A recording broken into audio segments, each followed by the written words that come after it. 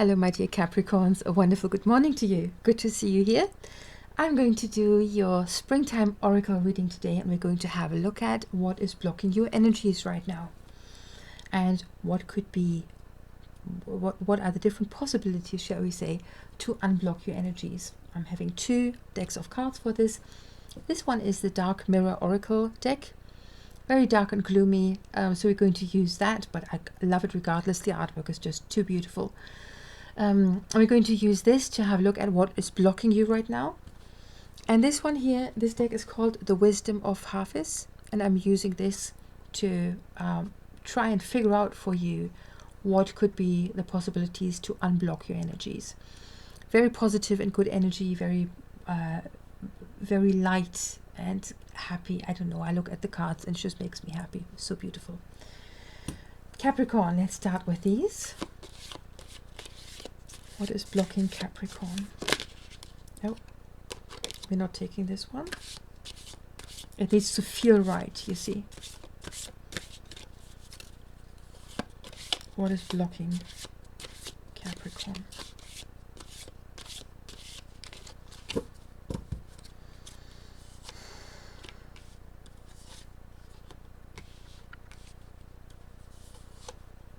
Okay. How interesting. Capricorn. Okay, what we have here is the card that's called Perchance to Dream. We know this quote from Hamlet, of course, Shakespeare's Hamlet.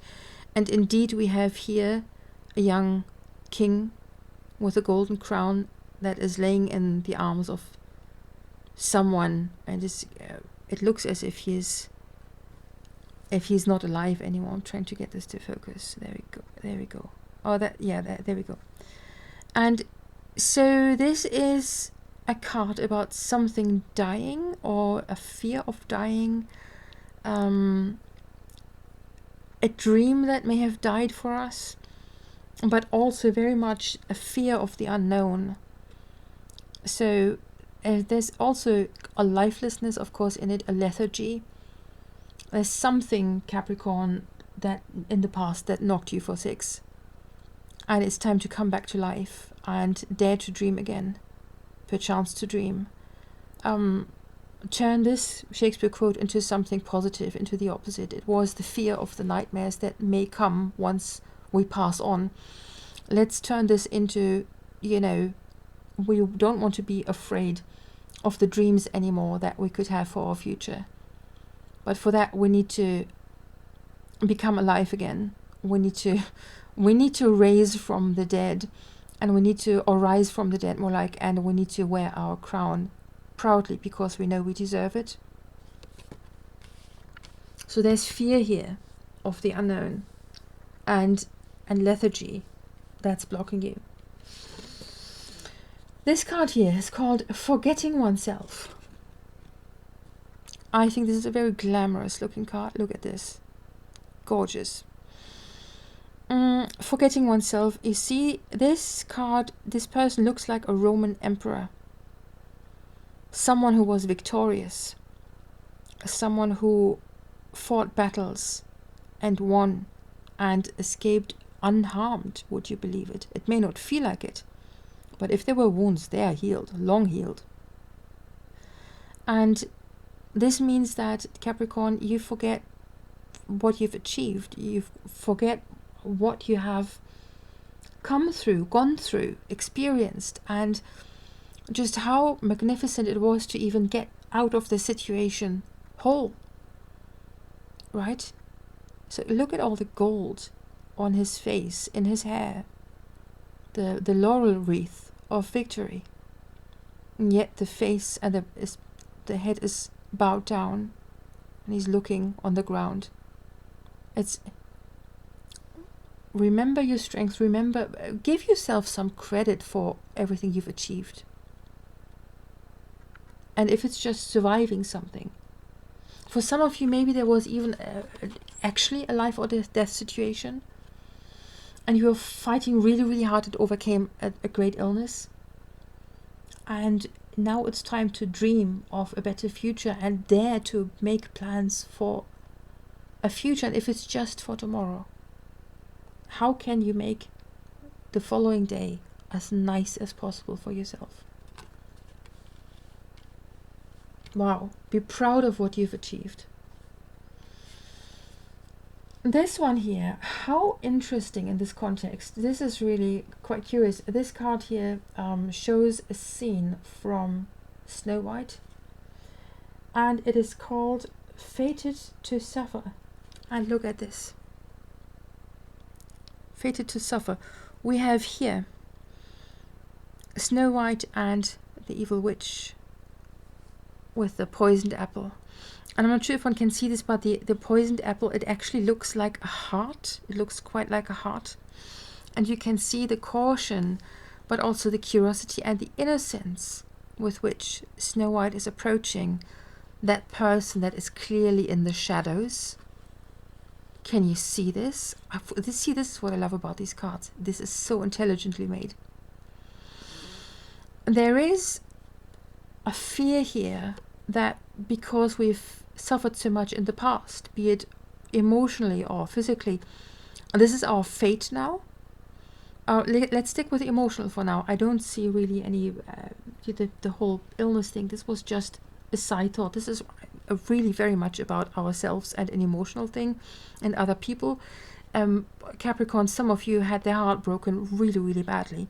But it's more than that. It is the deceit. Something was presented to you as something nourishing, beautiful, fruitful, nurturing, a gesture of love. Someone gave you their heart and a part of it was poisoned. And it almost killed you. Now, because something like this happened, Capricorn, does this mean that you're fated to suffer? That it will happen again? There's the lethargy. This knocked you for 6 in a way that you can barely get up again and stand up again, or so you think, but you're still wearing the crown. Yeah, and we know how the fairy tale ends. The toxic bite of the apple is jumping out of her mouth again, and she comes back to life. She's already in the coffin, mind you. They're already, mourning her in the glass coffin. But then the poison leaves her, the poison that you have experienced through someone else or through a toxic situation. It will leave you if it has not done so yet. And you feel like dead, perhaps now more dead than alive, emotionally, mentally. But you absolutely will come back to life. The poison will leave your body and you're going to wear the crown proudly. The interesting thing is, when we think of Hamlet now, we're dealing with poison here.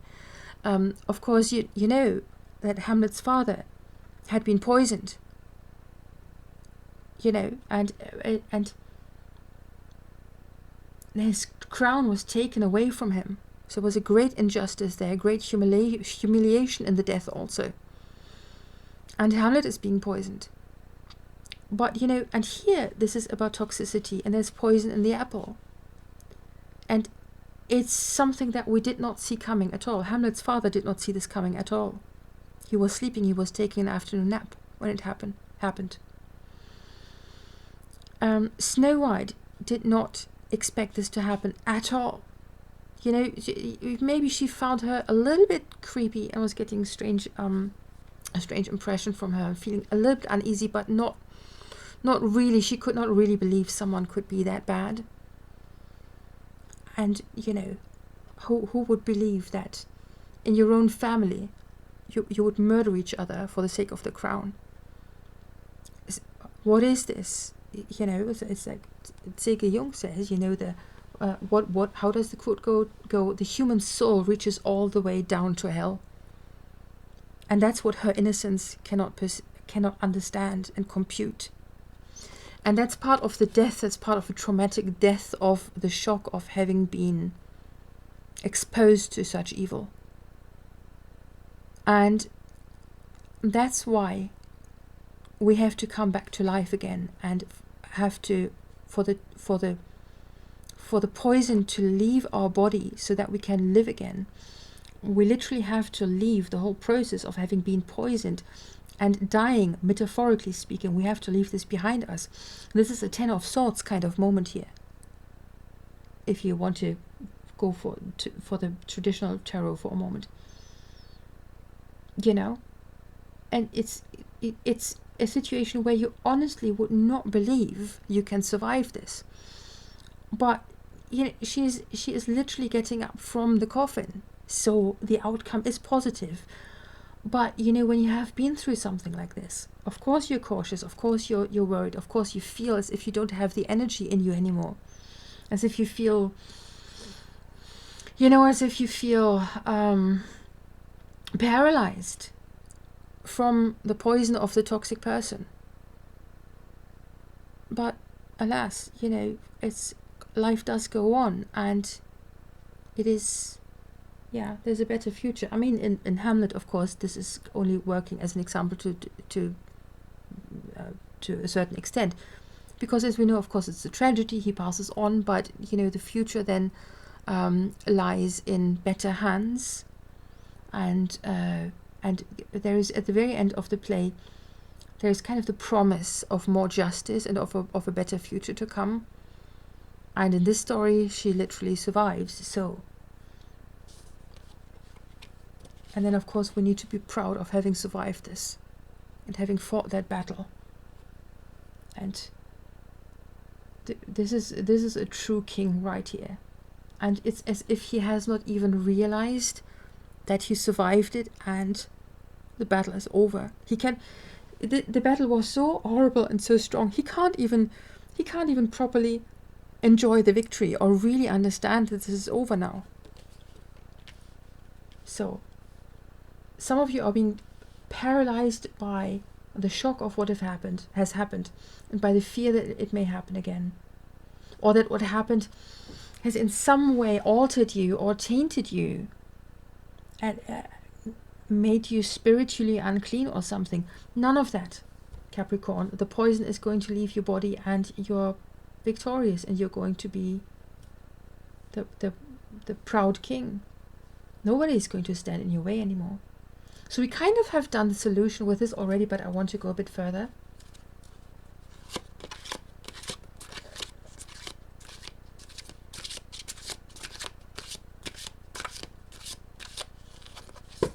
Okay. Let's have a look. Oh, wow. Okay. Ah, this is beautiful. Oh, Capricorn. Okay, so this card here is called Transform. What a magnificent card to go together with this card of death. As a transformation. And transform yourself into a living person again. Heal from the toxicity, from the poison. You know, transform the vision of your life also. Dare to dream, put chance to dream. Dare to develop a vision of what would need to happen for you to be happy again. What kind of person do you want to be? How alive do you want to feel? You know, what needs to happen for that? The second card is Invite Peace. This is what this looks like. Absolutely breathtaking, the card. Invite Peace.